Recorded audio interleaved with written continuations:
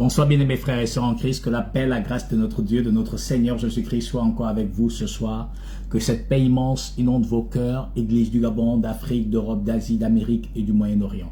En tout lieu, en tout endroit où se trouve un saint, que la paix de Jésus-Christ soit avec toi ce soir.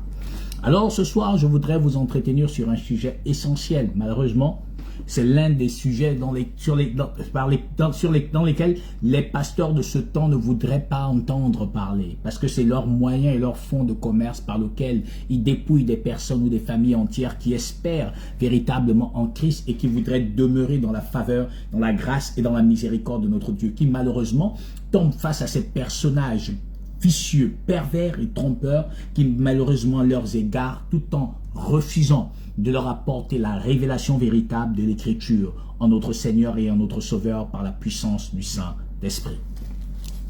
Alors ce soir, on va parler de Christ qui est la fin de la loi. Parce que si Christ n'est pas la fin de la loi, alors la faveur, la grâce, la miséricorde de Dieu n'existe point dans la vie des hommes.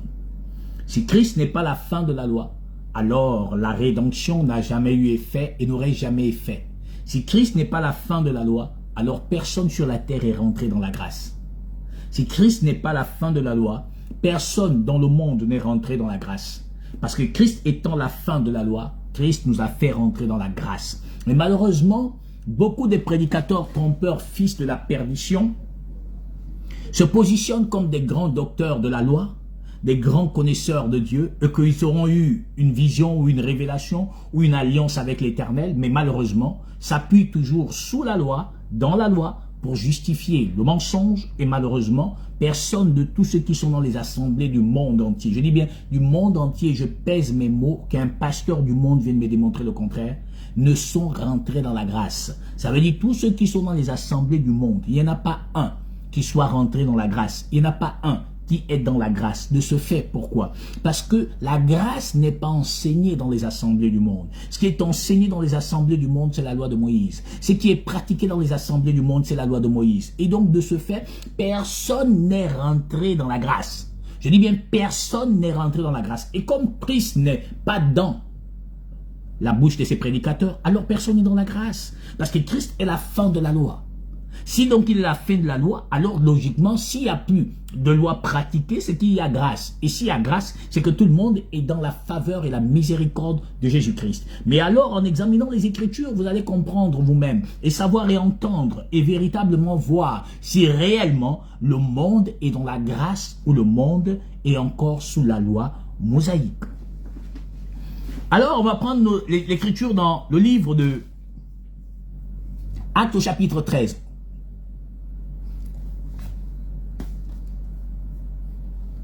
Actes chapitre 13, on a pris ça même hier. Actes chapitre 13, prenons la portion 39. L'Écriture dit, « Et quiconque croit est justifié par lui, de toutes les choses dont vous ne pouvez être justifié par la loi de Moïse. » Ça veut dire que donc quiconque croit en lui est justifié de ce dont la loi de Moïse ne pouvait pas justifier un homme. De ce dont la loi de Moïse ne pouvait pas donc apporter à l'homme. En lui, nous avons cette justification. En lui, nous avons cette justification, ce dont la loi de Moïse ne pouvait en aucun cas nous apporter. Je dis bien, ne pouvait nous apporter en aucun cas la grâce, la loi de Moïse. Mais l'Écriture est plus glorieuse. Elle nous dit à la portion 39 du chapitre 13 d'Actes.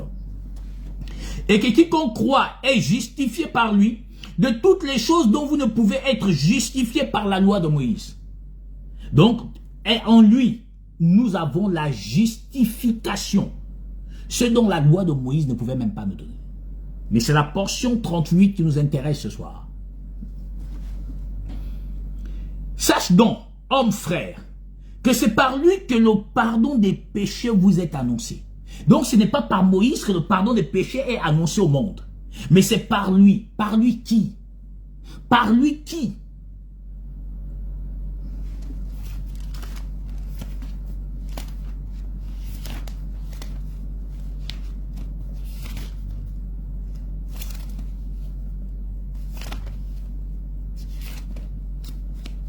Vous savez,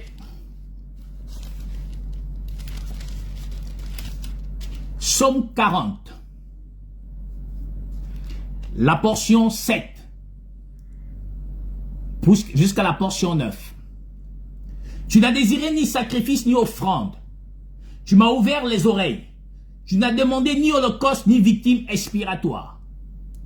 Alors, la portion 8 de Psaume 40, la portion 8 dit, alors je dis, voici je viens, avec le rouleau du livre écrit pour moi. Donc, voici je viens avec le rouleau du livre écrit pour moi. Or, acte 13, la portion 38 dit, sache donc, homme frère, que c'est par lui que le pardon des péchés vous est annoncé. Donc, c'est par lui que le pardon des péchés est annoncé. Mais il dit ici dans le psaume 40, la portion 8 dit, alors je dis, voici je viens avec le rouleau du livre écrit pour moi. Écrit pour moi, je veux faire ta volonté, mon Dieu, et ta loi est au fond de mon cœur. Il dit, voici je viens. Il dit, alors je dis, voici je viens, avec le rouleau du livre écrit pour moi. Acte 13, 38 dit, sache donc, homme frère, que c'est par lui que le pardon des péchés vous est annoncé. Donc il dit, il vient avec le rouleau du livre écrit pour lui. C'est donc par le rouleau écrit pour lui que le pardon des péchés nous est annoncé. Donc c'est pas par la loi de Moïse que le pardon des péchés est annoncé. C'est par lui. Par lui qui? L'homme, l'évangile. L'homme, l'évangile. Parce que l'évangile, c'est un homme. Dit l'homme, l'évangile. Au commencement était la parole. La parole était avec Dieu et puis Dieu était la parole. Dans le livre d'Apocalypse chapitre 19, la portion 11, on dit, il a un nom. Son nom est la parole. Donc le pardon des péchés est annoncé par la parole. Mais la parole a pour nom Jésus-Christ. Or, la loi de Moïse n'avait jamais révélé le nom par lequel la justice, la justification et la sanctification devaient parvenir au peuple. Mais acte 13, 38 est clair. Psaume 48 est parfait. Il dit, sache donc, homme frère, que c'est par lui que le pardon des péchés vous est annoncé. Et quiconque croit est justifié par lui. De toutes les choses dont vous ne pouvez être justifié par la loi de Moïse. Donc la loi de Moïse n'a jamais apporté le pardon. La loi de Moïse ne pouvait donc point justifier l'homme.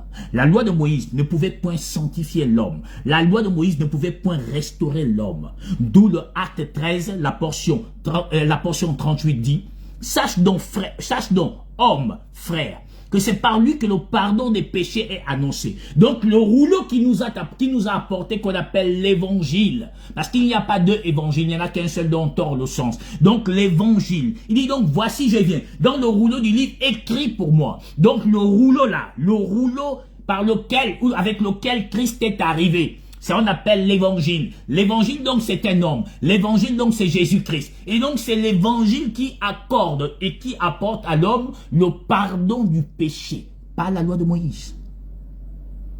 Pas la loi de Moïse. Pourquoi? Luc 24.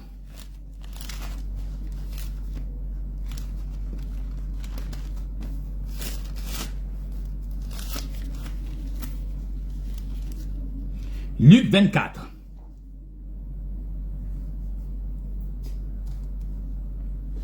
Luc 24, la portion 45 à 47.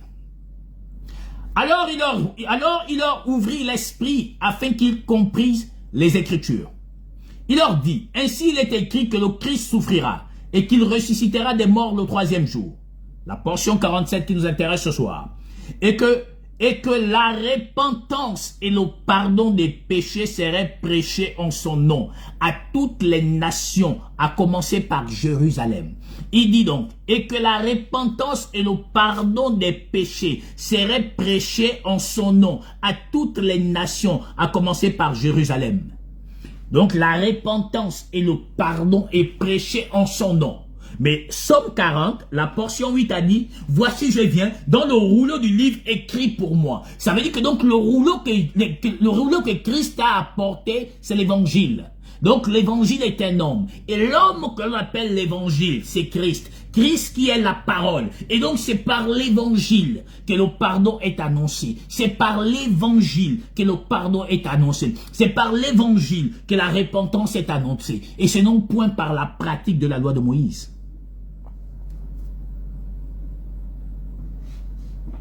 Pourquoi? Parce que Luc 24, 44 dit, puis il leur dit, c'est là ce que je vous disais lorsque j'étais encore avec vous. Il fallait que s'accomplisse tout ce qui est écrit de moi dans la loi de Moïse, dans les prophètes et dans les psaumes. Et donc il fallait que s'accomplisse. Donc la loi de Moïse n'a fait qu'annoncer ce qui devait être accompli et non annoncer ce qui devait justifier l'homme. C'est-à-dire ça a annoncé ce qui devait justifier l'homme, mais ça n'a pas annoncé que la loi de Moïse justifiait l'homme. Mais elle annonçait la préfiguration de la justification qui devait être révélée par un homme appelé l'évangile, qui est Jésus-Christ, la parole de Dieu. Car l'écriture dit dans le livre de Jean, 1, la portion 6-7, la loi a été donnée par Moïse, mais la grâce et la vérité, ou la vérité et la grâce, sont venues par Jésus. Donc la loi de Moïse n'avait ni vérité ni grâce, mais elle avait une ombre, une préfiguration. Elle annonçait ce qui devait être, qui devait paraître pour porter aux hommes la repentance et le pardon des péchés. Il dit, c'est ce que je vous disais lorsque j'étais encore avec vous. Il fallait que s'accomplisse ce qui est écrit dans la loi de Moïse, 1, dans les psaumes, 2, et dans les prophètes. Il dit, et que la repentance et le pardon des péchés seraient prêchés en son nom à toutes les nations et à commencer par Jérusalem. Ça veut dire que donc pour que j'ai accès à la grâce ou que j'ai accès à la vérité et à la grâce, il faut que l'évangile me parvienne. Il faut que l'évangile me parvienne. Or, l'évangile, c'est un rouleau. Or, l'évangile, c'est un livre. Il dit, ceci est mon corps qui est rompu pour vous. Ceci est mon corps qui est rompu pour vous. Or, le corps rompu est la parole. Car il dit dans Hébreux 10, 5 là-bas, tu n'as voulu ni holocauste ni sacrifice. La portion s'est dit, tu m'as formé un corps. Tu m'as formé un corps. Donc, le corps qui accorde la repentance et le pardon s'appelle l'évangile. L'évangile a pour nom Jésus-Christ. Donc, Moïse n'a pas apporté la repentance. Moïse n'a pas apporté le pardon. Mais alors, si Moïse n'a point apporté le pardon, si Moïse n'a point apporté la repentance, alors pourquoi alors amener les hommes à pratiquer ce qui n'a pas apporté la repentance? Mais regarde, Romains 10, 4. Romains 10, 4 dit. Romains 10, 4 dit. Car Christ est la fin de la loi pour la justification de ceux qui croient. Vous comprenez? On dit Christ, c'est la fin de la loi pour la justification. Ça veut dire que pour avoir la justification, il fallait que Christ accomplisse la loi, accomplisse tout ce qui avait été annoncé par les prophètes, accomplisse tout ce qui avait été annoncé par les psaumes, accomplisse tout ce qui avait été annoncé par la loi, pour qu'elle devienne justification pour ceux qui croient. Ou qu'il devienne justification. Donc, ce qui nous donne la justification, c'est l'évangile. Et non la loi de Moïse. C'est l'évangile et non la loi de Moïse. C'est l'évangile et non la loi de Moïse. Mais pourtant,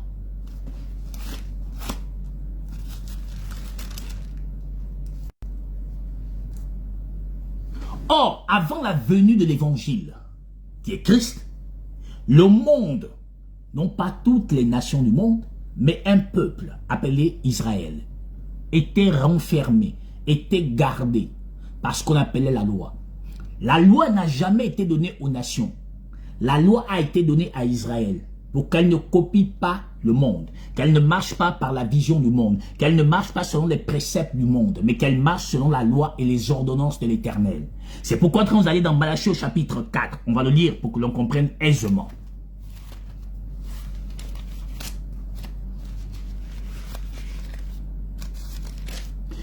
Malachie 4, 4.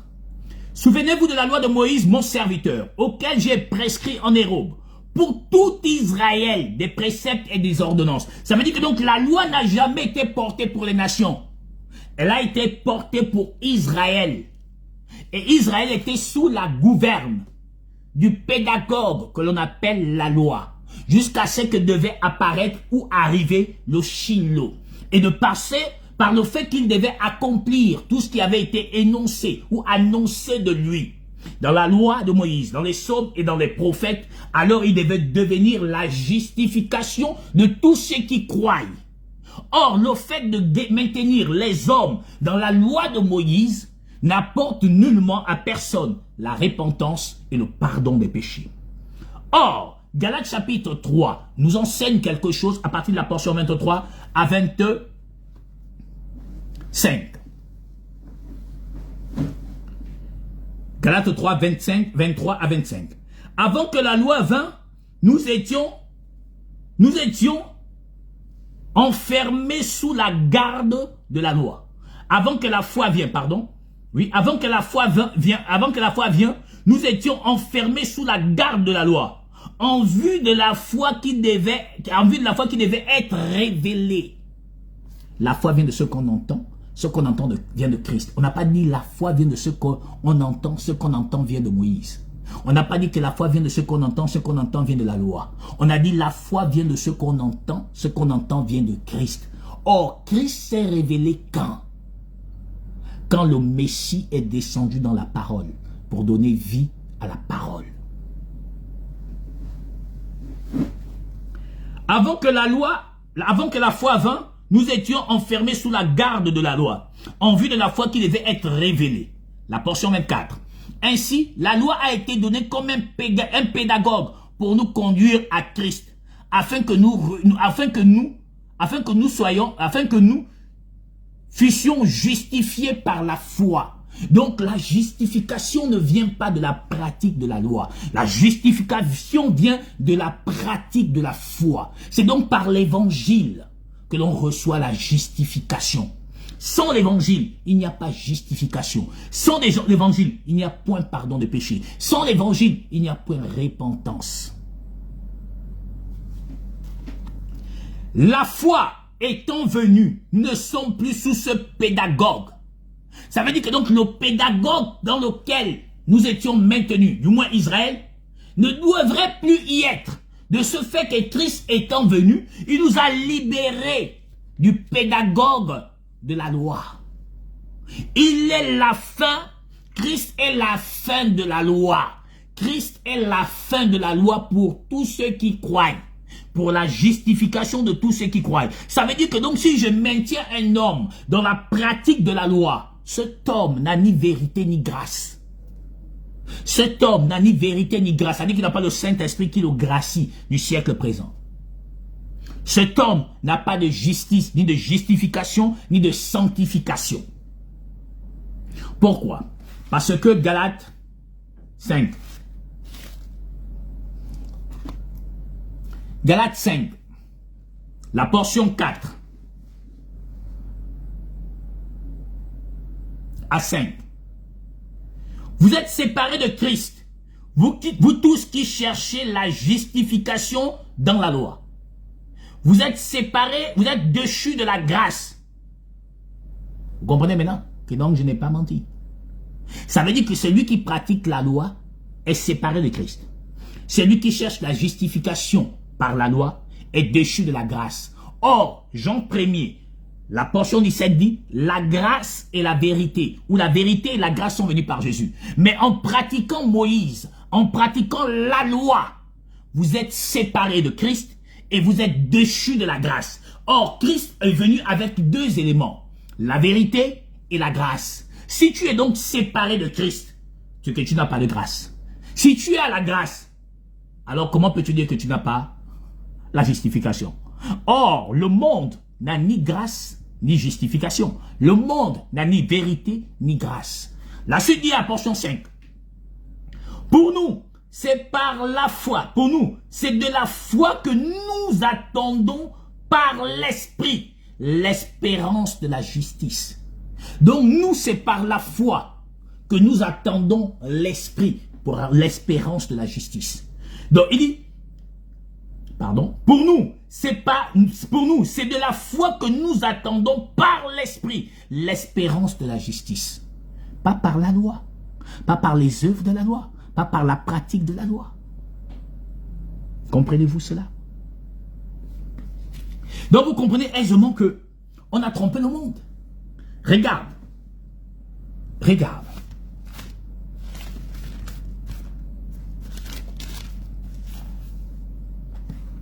Regarde, je te prends Romains 7. la portion 4 jusqu'à la portion 6, pour que tu comprennes aisément la chose. Il dit, Romains 7, à partir de la portion 4 à 6, il dit, de même, mes frères, vous aussi, vous avez été appelés, vous aussi, vous avez été par le corps, et là ça devient plus parfait.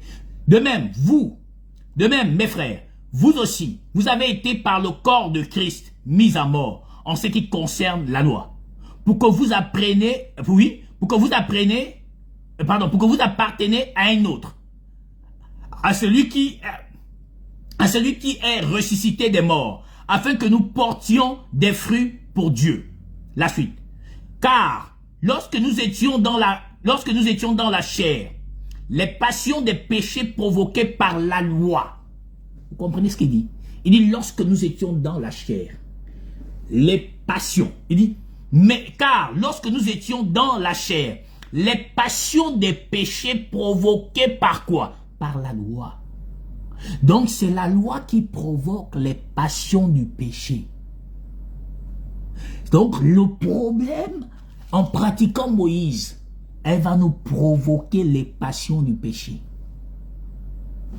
Il dit, car lorsque nous étions dans la chair, les passions des péchés provoqués par la loi agissaient dans nos membres, de sorte que nous portions des fruits pour la mort.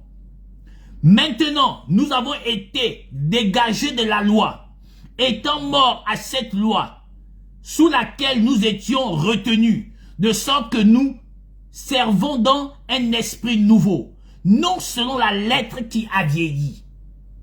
Je reprends. Car, lorsque nous étions dans la chair, les passions des péchés provoquées par la loi, donc c'est la loi qui provoque les passions du péché. Vous savez pourquoi? Parce que l'Écriture dit dans Romains 7:7. Que dirons-nous donc? La loi est-elle péché? Loin de là. Mais je n'ai connu le péché que par la loi. Car je n'aurais pas connu la convoitise si la loi n'eût dit « tu ne convoiterais point ». C'est ce qu'il dit ici à la portion 5, chapitre 7. Car lorsque nous étions dans la chair, les passions des péchés provoquées par la loi. D'où l'Écriture dit maintenant dans la portion 7 que je n'ai connu le péché que si la loi n'aurait pas dit tu ne convoiterais point. Donc vous comprenez que le fait de vous soumettre à la loi de Moïse, elle vous porte à la convoitise. Et ce qui fait que, étant donc porté à la convoitise, les passions des désirs de la chair vous amèneraient à transgresser l'ordonnance. Vous amènerez à transgresser la parole de Dieu.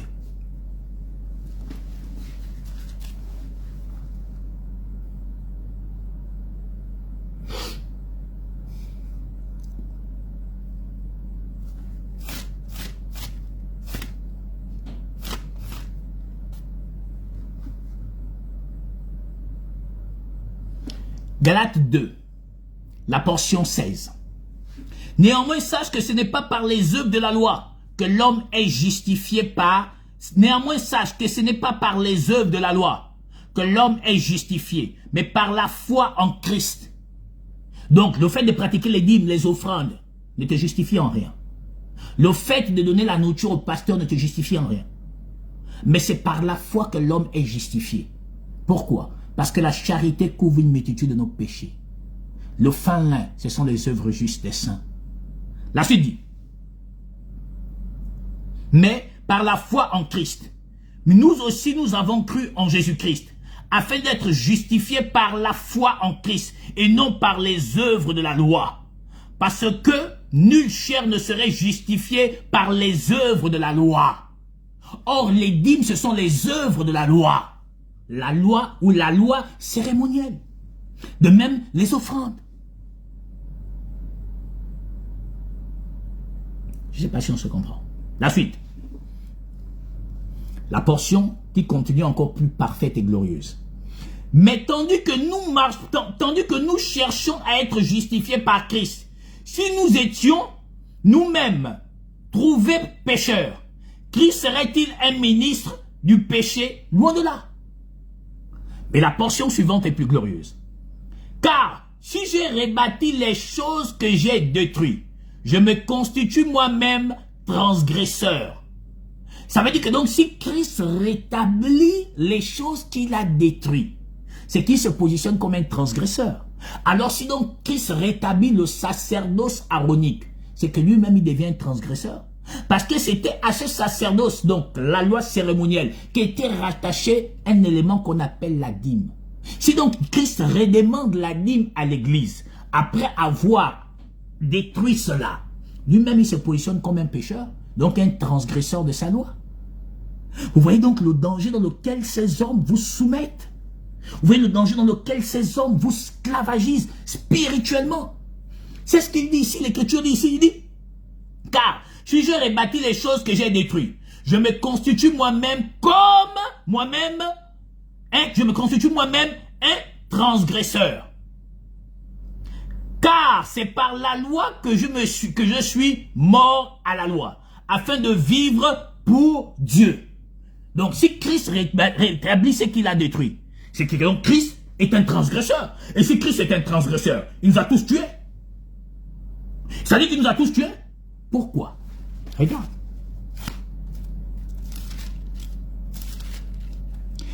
Hébreux 8, la portion 7. Hébreux 8, la portion 7 dit: en effet, si la première alliance avait été sans défaut, il n'aurait pas été question de la remplacer par une autre. Si donc Christ rétablit la première alliance, c'est qu'il se positionne comment? Comme un transgresseur. Et s'il est transgresseur, c'est qu'il est coupable. S'il est coupable, ceux qui l'écoutent sont dans le péché, sont condamnés, sont tous coupables. C'est ce que l'Écriture dit ici dans Galates qu'on allait chercher tout à l'heure. Galates 2. C'est ce que l'Écriture dit à la partie de la portion 16 à 17. Est-ce que vous comprenez maintenant le danger dans lequel ces hommes soumettent les gens? Regarde. Hébreux 7, 12. Hébreux 7, 12. Hébreux 7, 12. Car le sacerdoce étant changé, nécessairement il y a aussi un changement de loi. Ça veut dire que donc la loi étant, le sacerdoce a changé, la loi a changé. Si donc Christ rétablit ce qu'il a détruit, lui-même il devient coupable. Et s'il est coupable, il te prêche quoi? La mort. Il te prêche quoi? La mort. Or, Christ est-il transgresseur? Oh que non. Est-ce que Christ a rétabli ce qu'il a détruit? Oh que non.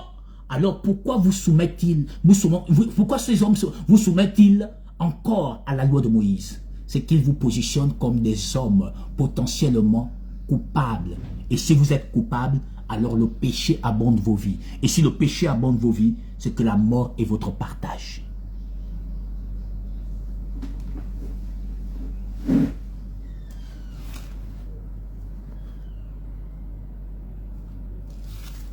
Je ne sais pas si on se comprend.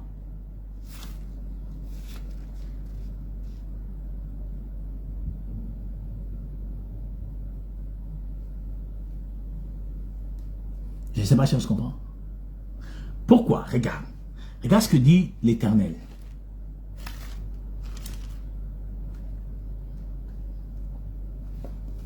Regarde ce que dit l'Éternel. Jean 15.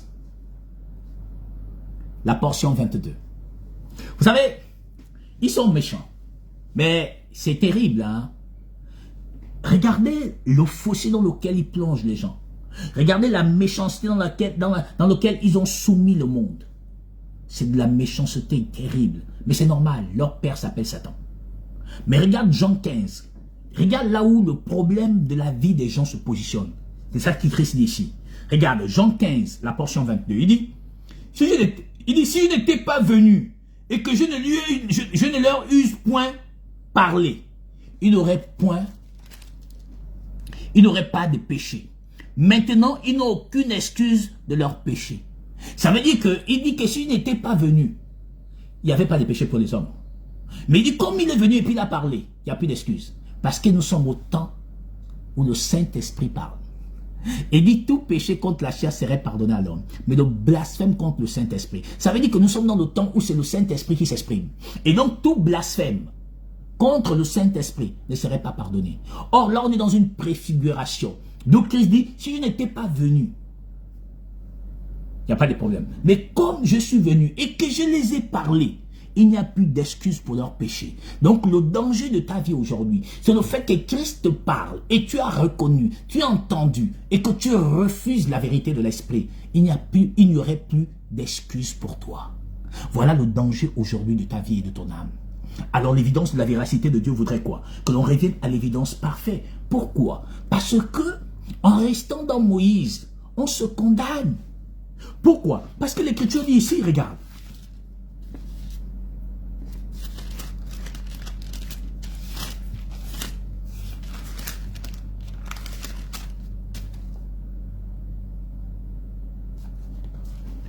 Deux Corinthiens 3.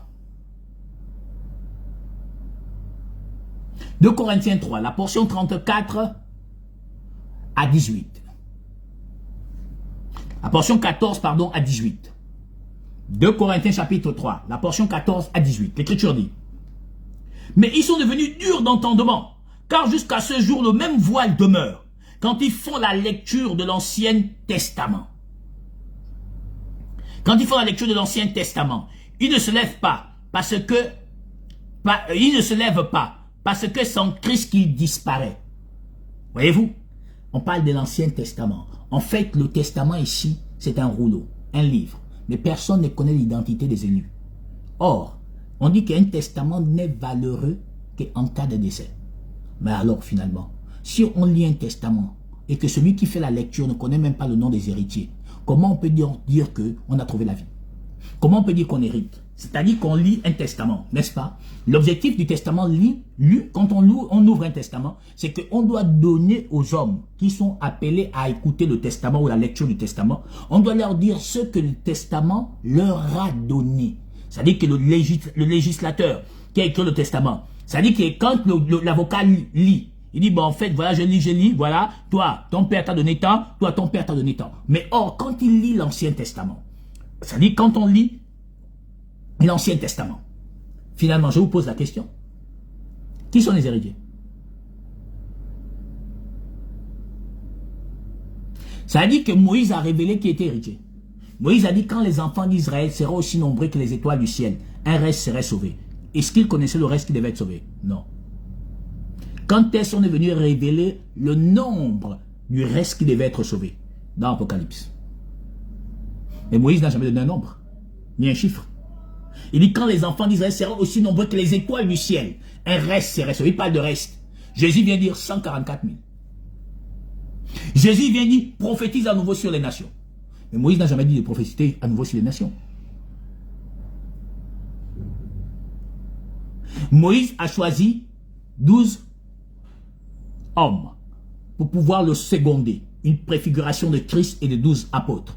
Mais de ces 12 hommes, finalement, est-ce qu'il pouvait savoir que 12 000, 144 000 devaient naître? Non. Jacob, quand il met au monde 12 fils, pouvait-il savoir que ces 12 fils devaient être les 12 étoiles sur la tête de la femme? Non. Est-ce qu'il savait que les 12 étoiles là, c'était une couronne? Non. Qui a révélé? Christ. Il dit bien Christ. Il dit donc quand on lit l'Ancien Testament, mais on dit quand on fait la lecture de l'Ancien Testament, il ne se lève pas parce que c'est en Christ qui disparaît. Ça veut dire que l'Ancien Testament disparaît en Christ. Ça veut dire que donc Christ absorbe l'Ancien Testament pour établir le Nouveau Testament, si on peut parler à la manière des hommes. C'est-à-dire Christ a absorbé l'ancienne alliance pour établir la véritable alliance. C'est ce qu'on a vu dans Hébreu là-bas. Il dit si la première alliance avait été sans défaut, il n'aurait pas été question de la remplacer. On dit comme le sacerdoce a changé, il y a nécessairement un changement de loi. Donc Christ a détruit, il a brisé l'ancienne alliance pour établir la nouvelle alliance par laquelle les hommes sont justifiés et sauvés. Et la suite dit, jusqu'à ce jour, quand on lit Moïse, un voile est jeté sur leur cœur. Mais lorsque les cœurs se convertissent au Seigneur, le voile est ôté. Donc, vous voyez que il dit donc, c'est la repentance, c'est la conversion qui ôte le voile. Donc, la loi de Moïse est un voile. C'était le voile. Je vous explique le mystère. Savez-vous que quand Jésus, notre Dieu, est sur la croix, n'est-ce pas? On dit qu'après quoi? Le voile, le temple, c'est-à-dire le voile du temple s'est déchiré. Or, le voile ici, c'était la loi qui mettait une séparation entre le peuple, le lieu et le lieu très saint. Or, quand Dieu déchire le voile, est-ce que tu vois? Quand le voile s'est déchiré, Dieu dit maintenant, on a tous accès au lieu très saint.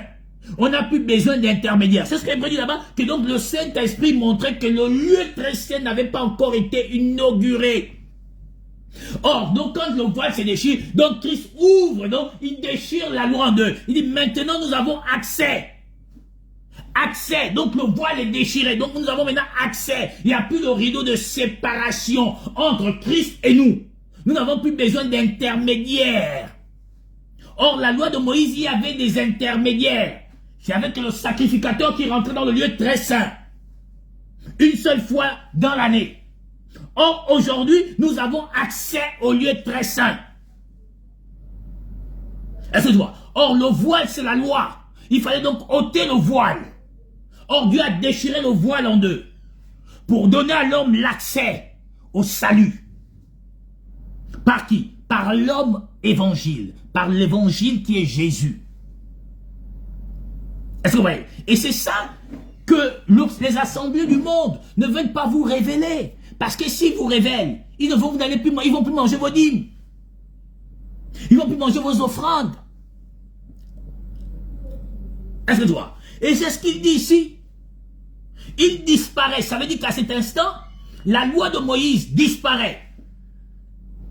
Pas, quand je parle de la loi de Moïse, j'avais déjà expliqué qu'il existait trois sortes de lois. Donc quand je parle de la loi ici, c'est la loi cérémonielle, par laquelle les hommes étaient justifiés. Ça là, ça disparaît.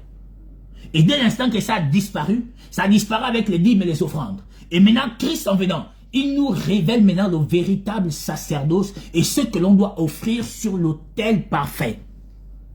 C'est celle qui dans 1 Pierre 2, 4 dit, à partir de la portion 4 à 5 qui dit, et vous comme des pierres vivantes, édifiez-vous pour former une maison spirituelle, un saint sacerdoce, afin d'offrir des victimes spirituelles. Vous voyez qu'on quitte maintenant des animaux charnels aux victimes spirituelles. Je ne sais pas si on se comprend. Or, les pasteurs du monde, les fils de Satan, eux, ils ne veulent pas que vous puissiez avoir accès à la connaissance. Parce que si vous avez la connaissance, vous ne donnez plus les dîmes. Si vous avez la connaissance, vous ne donnez plus les offrandes. Si vous avez la connaissance, ne payez plus les billets d'avion au pasteur. Et lui, ses enfants, vous ne pouvez plus leur donner les voitures. Et donc, ils savent ça. Et donc, qu'est-ce qu'il faut faire? Il faut vous maintenir dans l'ignorance. Et malheureusement, nombreux d'entre vous refusez la vérité. Pour courir toujours vers la rêverie, vers la flatterie, vers l'espoir humain, vers l'espoir social. Oh, Dieu m'appelle à être chantre. Tu as vu les apôtres établir les chantres? On dit l'église est bâtie sur le fondement des apôtres et des prophètes. Toi, tu as vu les apôtres bâtir, établir les chantres? Tu as vu les apôtres établir les chantres? Oh, Dieu m'a appelé au ministère des chantres. Il y a un ministère qu'on appelle chantre. Est-ce que ça existe, ministère chantre? Ça n'existe pas. Mais maintenant, Dieu m'a appelé, il y a le ministère des chantres. Quel ministère? On parle de 5 dons qui ont été établis pour le perfectionnement des saints, en vue de l'œuvre du ministère et l'édification du corps du Christ. Donc, c'est-à-dire édifier, c'est bâtir le temple. Pas les temples faits des mains d'hommes. Mais on dit ministère de chant, ça existe où? Non. Or, l'Écriture dit dans Apocalypse 14, 14. Oui, et là on parle de l'enlèvement. Apocalypse 14, 14, à partir de la portion 1 à 3. On dit qu'il y avait 144 000 personnes qui chantaient un cantique que personne ne connaissait. Apocalypse chapitre 15, on dit qu'ils chantaient le cantique de Moïse et de l'agneau. David dit au chef des chantres. Ça veut dire que donc David s'adressait à un chef des chantres. Et donc si donc Christ a apporté un cantique, ceux qui le reçoivent deviennent quoi? Des chantres. David dit au chef des chantres. Donc Christ est le chef des chantres. Il dit au chef des chantres. Ça veut dire que donc Christ est le chef des chantres. Mais Apocalypse 15 dit qu'il chantait le cantique de Moïse et le cantique de l'agneau. Donc l'agneau a un cantique qu'on appelle l'évangile. Et donc ceux qui ont ce cantique, quand ils chantent, on les appelle comment? Des chantres. Ça veut dire que donc tout chrétien chante. Donc le chantre, c'est celui qui prêche l'évangile, qui prêche la parole, qui exhorte, qui enseigne, qui fait la prédication. Donc nous sommes tous des chantres. Ce n'est pas un ministère. C'est une nature car l'évangile c'est Christ. Le cantique c'est l'évangile, le cantique c'est la parole. Donc tout chrétien est chantre spirituel. Et là on nous établit maintenant, on nous dit je chante. Chante de quoi pour aller où, je ne sais pas. Vous voyez à quel niveau de dérive satanique dans lequel on vous a plongé pour vous distraire et vous éloigner de l'évidence de la gloire de Christ. Et malheureusement, nombreux croient à ces bêtises-là et ils continuent à marcher dans ça. Alors que David, depuis Psaume, il dit au chef des chantres. Donc à Christ, le chef des chantres. Et Christ, ayant donc le cantique, nous a donc révélé. Parce que la loi, c'est un cantique. Mais le cantique qui n'apporte pas la vie. Christ a apporté maintenant le cantique qui apporte la vie. C'est dans l'Apocalypse. Mais pardon, mais on va le lire. Pardon, hein.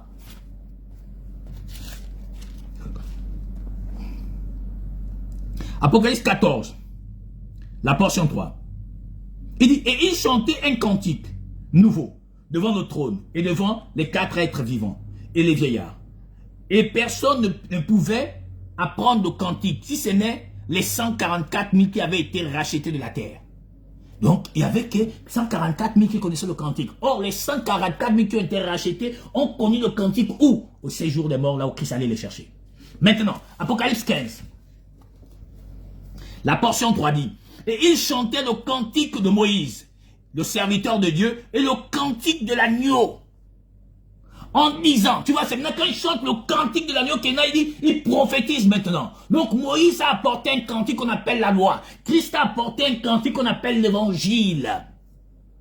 Or, le cantique de Moïse est la préfiguration de tout ce que Christ va accomplir. Luc 24, 44. Il fallait que s'accomplisse tout ce qui est écrit de moi dans la loi de Moïse, dans les psaumes et dans les prophètes. Donc, le cantique de Moïse annonce la venue du Sauveur. Donc, du Shiloh, du Rédempteur, de l'agneau éternel, du Sauveur, de la parole vivante. Donc, le cantique de Moïse annonce sa venue. Maintenant, l'évangile nous révèle la gloire. Pourquoi? Parce que Christ a dit, un bon scribe instruit des choses qui regardent le royaume des cieux, celui qui tire de son trésor des choses nouvelles et des choses anciennes. Ça veut dire qu'il joue avec les deux alliances. Donc, la lumière révèle ce qui était dans l'ombre là-bas.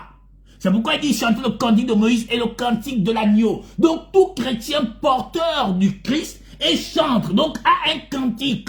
Ce cantique-là, c'est l'évangile. Donc, tout chrétien chante. Mais je suis étonné qu'à Shekinah, il y a des chantres. Je suis étonné qu'à Bethany, il y a des chantres. Je suis étonné qu'à l'Alliance chrétienne, il y a des chantres. Je suis étonné que Porte des cieux ont des chantres. Je suis étonné que Tatou, François des chantres, Marcelo a des chantres, ou le comédien qui fait du théâtre tous les week-ends aux gens pour faire les témoignages à 2 balles là. Kambuka ou je sais pas comment vous l'appelez ou quoi. Je suis étonné, mais comment? Ça sort d'où, Seigneur? Or, l'écriture ne peut avoir aucun autre interprète si ce n'est que lui-même l'Éternel. Car c'est Dieu lui-même son propre interprète. Parce qu'il a établi l'Esprit Saint pour nous conduire dans la vérité.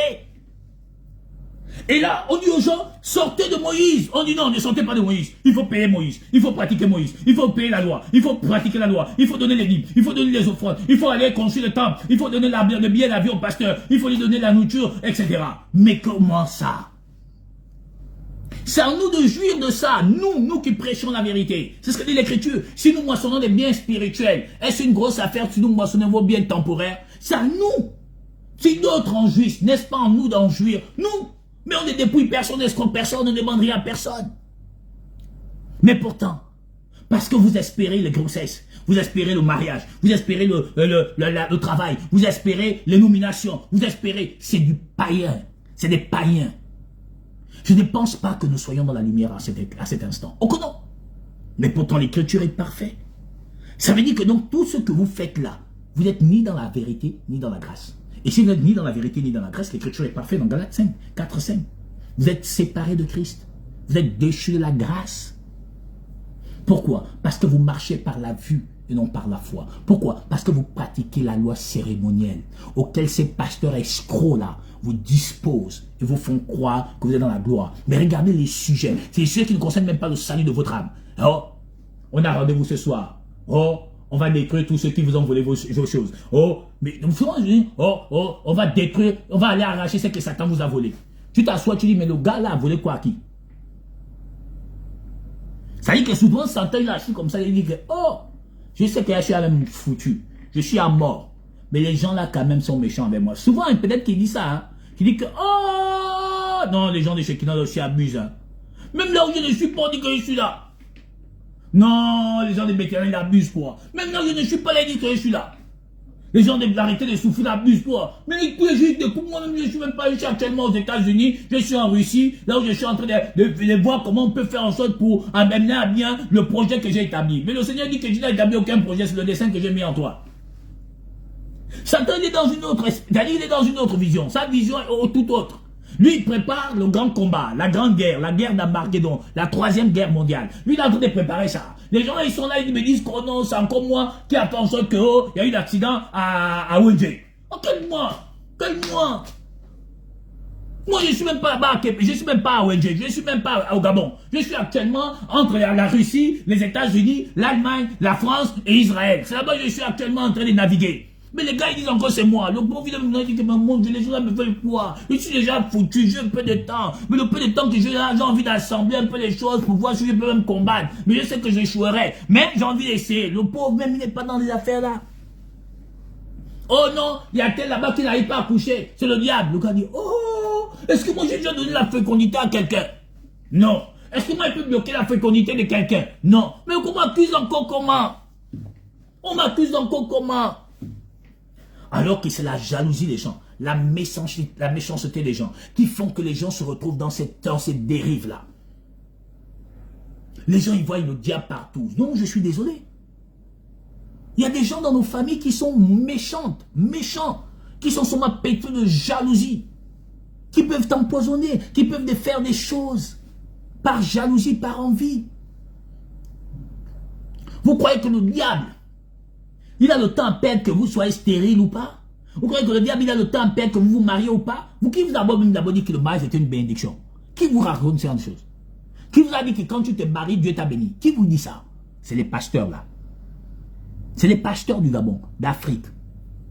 Qui vous a dit que quand tu es marié, tu es béni? Donc Paul était maudit. Jérémie était maudit. Barnabas était certainement maudit. L'Écriture ne nous parle pas de leurs femmes. Paul n'avait pas de femmes. Il dit chacun de nous tenons de Dieu un don particulier. L'Écriture dit que le mariage c'est un don. Les pasteurs du Gabon et du monde disent que le mariage c'est pas un don. Oh, le mariage, quand vous voyez une famille ne se marie pas, c'est la sorcellerie. Oh! L'Écriture dit que le mariage c'est un don. Car il y a 3 catégories des eunuques.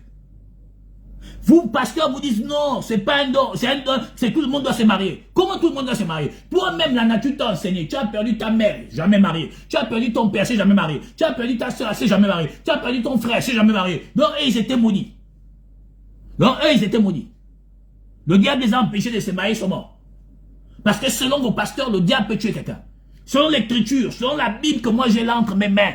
La Bible que j'ai là entre mes mains. La Bible là, celle-là. Il n'y a pas un passage, il n'y en a pas, où on a dit que le diable tuait les gens.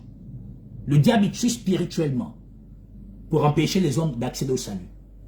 Le diable tuait charnellement. Je n'ai pas vu ça écrit dans la Bible. L'Écriture dit, toute âme forgée contre toi est nulle et sans effet. L'Éternel dit, c'est lui qui fait vivre, c'est lui qui fait mourir. L'Éternel a dit, c'est lui qui a les clés de la mort et du séjour des morts. Maintenant, je suis souvent étonné de vos histoires.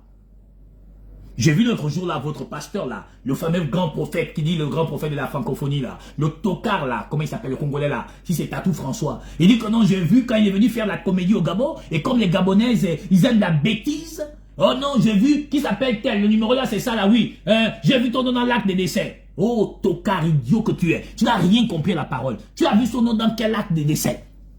C'est moi papa, oui, donne dans l'acte de décès. Oh, mon Dieu, donne dans l'acte de décès. C'est Dieu qui a révélé ça. Non. L'Écriture dit Dieu soutient toutes choses par sa parole. Il n'y a rien de ce qu'on fait que d'autres n'ont pas fait. Les apôtres ont fait. Les prophètes ont fait. Montrez-moi dans l'Écriture. Ça n'existe nulle part. Il a dit à quelqu'un, il est venu ici, là où il y a la bâche, là. Où vous vous retrouvez sur mon camp de Gaulle, là. Oh, donne-moi, salue-moi. Sème dans ta vie 5 millions. Et tu vas voir la réussite. Mon Dieu, ça dit que j'ai vu des gens ma boule. Mais comme les Gabonais, je n'ai jamais vu sur ma tête, dans ma vie. Jamais. Ça dit les gens qu'on peut duper facilement sur le peuple gabonais. Ça veut dire que tu as vu quelqu'un dans les Écritures pour qu'il soit béni matériellement et financièrement. Il a sémé 5 millions. Non. Mais on a vu ça ici au Gabon. Et qui vous dépouille les Congolais. Maintenant, les Congolais ont disparu depuis un temps au Gabon. C'est récemment qu'ils ont réapparu. Mais là, ceux qui vous dépouillent, c'est qui? C'est les Gabonais. C'est les Gabonais, ceux que vous appelez vos grands leaders, là. Mais aucun d'eux ne connaît la parole. Je demande tous les jours la même chose. J'ai envie de rencontrer les leaders religieux du Gabon. La chaîne 1, c'est pour vous, puisqu'on vous appelle les grands hommes de Dieu. Je cherche les leaders religieux gabonais. Je dis, je demande, pardon, vous que vous me suivez, parce que vous me signalez.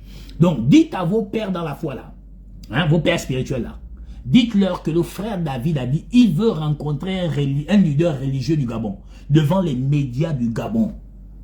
On ferme la caméra et puis on va parler de la parole. C'est-à-dire, on va examiner les Écritures sur le combat spirituel. J'ai envie de rencontrer le leader religieux du combat spirituel. J'ai envie de le rencontrer, moi, David. J'ai envie de rencontrer le leader de l'église universelle. J'ai envie de rencontrer le leader de l'église, l'Alliance chrétienne, Bethany. J'ai envie de vous rencontrer devant les médias. J'ai envie de rencontrer le leader de l'église Nazareth. J'ai envie de vous rencontrer. Comprenez les Écritures. Vous avez trop fait. Vous êtes à l'origine du chaos du Gabon avec les politiciens gabonais. Parce que si les Gabonais sont dans la misère, c'est à cause des politiciens gabonais qui sont des cupides. C'est à cause des, comment vous appelez ça? C'est à cause des religieux gabonais qui sont dans la cupidité. Parce qu'il n'y a personne qui est capable de secourir la nation gabonaise à part Jésus-Christ. Parce que si tu prends du côté de la politique, tous les politiciens gabonais, c'est des corrompus à outrance. Quand tu les vois, ils parlent avec la langue moelleuse. Ça veut dire que là, on leur a donné quelque chose. Quand tu vois un religieux annoncer avec les panneaux publicitaires combat contre la sorcellerie, il sait qu'il va dépouiller les pauvres pigeons. Ça, c'est la triste réalité du Gabon. Je dis bien la triste réalité du Gabon. Ça veut dire que vous avez dépassé vos pères qui vous ont initiés. C'est-à-dire vos gangas. Vous êtes devenu plus, vous êtes devenu plus terrible qu'eux. Plus terrible qu'eux. Parce qu'il y a deux grands fléaux au Gabon, la politique et la religion. La religion babylonienne, dénominationnelle, celle qui dépouille les familles entières. Et il y a les politiques qui font espérer le peuple le mensonge et eux-mêmes s'engraissent et s'engraissent davantage. Parce que je ne connais aucun homme politique au Gabon qui a un jour dit la vérité aux Gabonais. Je ne connais pas un homme politique au Gabon qui a dit un jour la vérité aux Gabonais. Depuis les années 90 jusqu'à aujourd'hui, tous se sont enrichis, leurs familles vivent bien, les gens continuent à souffrir au point d'arriver. À Wendy, à Belle Peinture, à Timichos et compagnie. Je ne sais pas si un homme politique du Gabon a un jour dit la vérité à quelqu'un. Je dis je ne sais pas. Parce que même ceux qui nous ont précédés au-delà, ceux qui sont morts là, il n'y en a pas un qui a dit la vérité aux Gabonais. Parce que quand tu le regardes de manière spirituelle, c'était des corrompus à outrance. Mais là, tu prends les religieux. Tous les thèmes qu'ils font, c'est vraiment pour dépouiller les gens. Mais comment donc les gens pourront vivre l'espoir? Comment les politiques là, qui vous sourdoient là, pour maintenir le peuple dans l'ignorance avec votre évangile mensonger? Comment pourront-ils même se convertir? Ils ont raison, voilà, pour qu'ils continuent avec des pharmaçons. Voilà, continuent à avoir le cœur méchant et noir. C'est à cause de ça. Chacun a trouvé son compte. Votre fonds de commerce, c'est le peuple gabonais. Que ce soit les politiciens, les religieux, vous avez trouvé votre fonds de commerce, c'est qui? Les pigeons gabonais. Et alors, vous avez chacun d'une manière ou d'une autre. Parce que votre ambition, c'est laquelle? Parce que quand on veut restaurer une nation, on amène les dirigeants à la crainte de Jésus-Christ. On amène les dirigeants à craindre Jésus-Christ. Mais les dirigeants gabonais vous connaissent. Vous êtes tous des manipulateurs émotionnels. Vous êtes tous des manipulateurs de promesses. Au finish, qu'est-ce qu'il y a? Rien. Que du vent. Que du vent. Alors comment peut-on vivre dans une nation où le péché est abondant? Comment? Comment on peut vivre dans ça? Comment? Il n'y a personne qui rencontre un politique. Regardez, j'ai vu l'autre jour là, pardon, je vais finir par là. J'ai vu l'autre jour là que le président avait reçu toute la communauté, je ne sais pas comment vous les appelez, religieuse du Gabon. Alors ça m'a même fait rire quoi. Ça dit, je dis Seigneur Jésus, ça existe encore ce genre de conneries? Ils étaient là, qu'ont-ils dit? À la fin ils ont fait une prière. Mais c'est du communisme. Comment alors les catholiques, les protestants, les éveillés se retrouvent ensemble et puis ils font une prière? Ça c'est mais c'est du communisme, c'est ce que l'écriture annonce. Ça c'est le communisme. Regardez comment ils se sont retrouvés. Regardez, les catholiques, ils ont droit à prier. Vous priez quoi? Mais personne, mais Dieu ne peut vous exaucer. Mon Dieu, vous n'avez pas le Seigneur Jésus. Et vous mettez à prier, mon Dieu, la fédération de Babylone, la confusion à outrance. Regardez. Et le politique qui est en face de vous, il sait que bon, ceux-là, on se connaît depuis de longues dates, c'est tous des menteurs. Chacun mange à ça, chacun mange dans son credo. Chacun dans son champ de bataille. Donc, venez pas me détruire ici, venez pas m'emmerder ici, je vous amènerai pas là-bas. Qu'est-ce qui se passe? Vous croyez que moi, je suis là avec assis avec le président. Il y a un prêtre en face de moi, on va prier. Je vais dire au prêtre la vérité, il dit qu'on ne peut pas prier ensemble. On n'est pas animé du même esprit. Tu veux prier, prie. Moi, je ne prierai pas avec toi. On n'est pas animé du même esprit. C'est impossible qu'un prêtre soit là et puis moi je veux prier, c'est impossible. Je lui dis clair que tu es d'abord une erreur. Tu es une distraction. Tu es Babylone. Toi et moi, on va s'asseoir pour prier quoi? Non, je suis désolé. Je suis là, ça. Les gens des églises de réveil, là, on est là, c'est impossible. Et c'est ce qui se passe au Gabon. Mes frères, mes sœurs, sortez de l'erreur. Christ est vivant. Mais pour qu'il soit réel et véritable dans vos vies, il faudrait que vous sortez de la loi de Moïse pour rentrer dans la gloire de Dieu. Que Dieu vous bénisse dans le nom de Jésus-Christ. Je vous donne rendez-vous ce dimanche, les 10h pile. Il y aura le frère Idriss avant moi. On parlerait du début du soir. Oui, le début du soir, je crois que c'est ça. Et le temps du soir et le lever du jour. On parlerait du temps du soir et le lever du jour. Ce dimanche, dès 10h pile. Vous aurez en première le bien-aimé Idriss avec vous. Et je vous parlerai du temps du soir et du lever du jour. Dimanche, dès 10h pile en direct. Pour ceux qui veulent être avec nous en direct, dimanche sur place, c'est dès 9h pile. Vous pouvez arriver et on parlera de notre Seigneur et Sauveur Jésus-Christ. Que Dieu vous bénisse dans le nom de Jésus-Christ. J'ose espérer que Dieu vous a édifié et béni ce soir. À dimanche, dès 10h pile, par la grâce de notre Jésus.